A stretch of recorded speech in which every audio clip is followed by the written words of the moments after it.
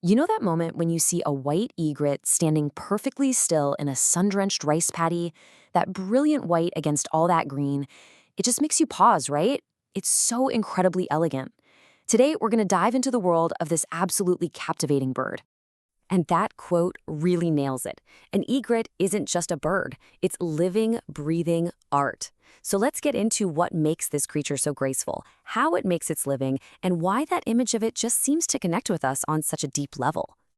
Okay, so you might think a white egret is, well, a white egret. But it's actually not that simple. Here in Japan, the term white egret covers a few different species, and each one has its own personality. So let's get to know the family a little better. All right, let's meet the two main players. First up, you've got the Great Egret, or Daisa-gi. And as you can probably guess, it's the biggest of the bunch. Then you have the little egret, the Kosa-gi, way smaller and much more zippy. And believe me, this size difference changes everything about how they hunt and live their lives. And just to round out the family, there's also the Intermediate Egret, which, you guessed it, is sized right in between the other two. But even with their differences, they all have that same signature elegance. It's that contrast, you know? The incredible patience of the Great Egret versus the buzzing energy of the little egret. It's what makes them so fascinating to watch. And speaking of that contrast, let's talk about hunting. This is where you really see the two sides of the egret. On one hand, it's this serene, beautiful artist. But on the other, it's a super efficient, laser-focused predator. Let's break down exactly how they do it. Watching an egret hunt is like watching a master at work. It all starts with a slow, patient scan of the water. The second it sees something, bam, it freezes, becomes a total statue. Then comes the slow, careful stalk, so slow you can barely see it move. And then the final move, a strike so fast if you blink, you miss it. Absolutely zero wasted energy, just perfection. Now, the Great Egret is the absolute master of the stalker method. It'll stand perfectly still for what feels like forever or wade through the water so slowly it doesn't even make a ripple. That long neck is just poised, ready to go. It is a perfect picture of calm, deadly focus.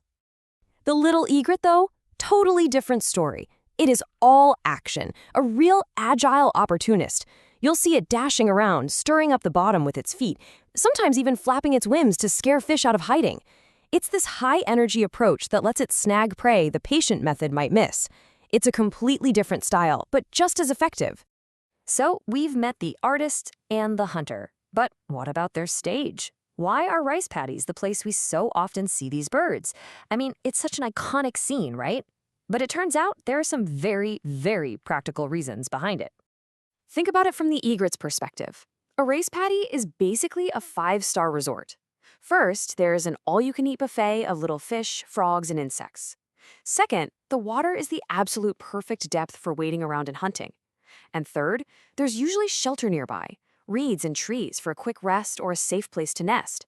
It's the whole package: food, convenience, and safety. But you know, it's gotta be more than just a convenient setup for survival, doesn't it? There's something about that image, the pure white bird in that vibrant green field, that just gets to us. Why is that scene so powerful? Well, a huge part of the answer is found in our culture. For centuries, the egret's incredible beauty, especially those pure white feathers, has made it this powerful symbol in art and stories.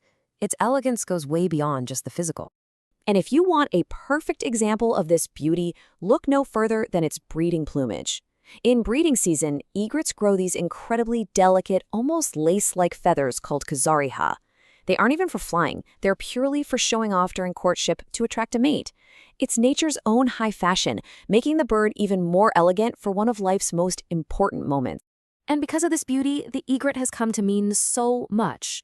That brilliant white color is a natural symbol of purity and innocence. In a lot of old stories, the egret is the wise, clever character. And in some folklore, it's even seen as something sacred, almost like a divine messenger connecting our world to the spiritual one. So, knowing all this amazing stuff, how do we go about enjoying these birds out in the wild? I mean, it's a real privilege to get to see them. And with that privilege comes the responsibility to watch them with respect so they can keep on thriving. It's actually really simple. Just a few key things to remember. First, always keep a good distance. They're wild animals, after all. Never, ever use flash photography. It can really scare them. And this is a big one, stay far away from any nesting areas. We don't want to disturb them when they have young. Oh, and a practical one, watch your step on those muddy paths. It's all about just minimizing our footprint so we can all share the space. So in the end, that white egret is so much more than just a pretty bird, isn't it? Its presence out there in the field is a quiet reminder of this delicate balance we share with the natural world. It really challenges us to think and to consider our role in it all. Which leaves us with this question.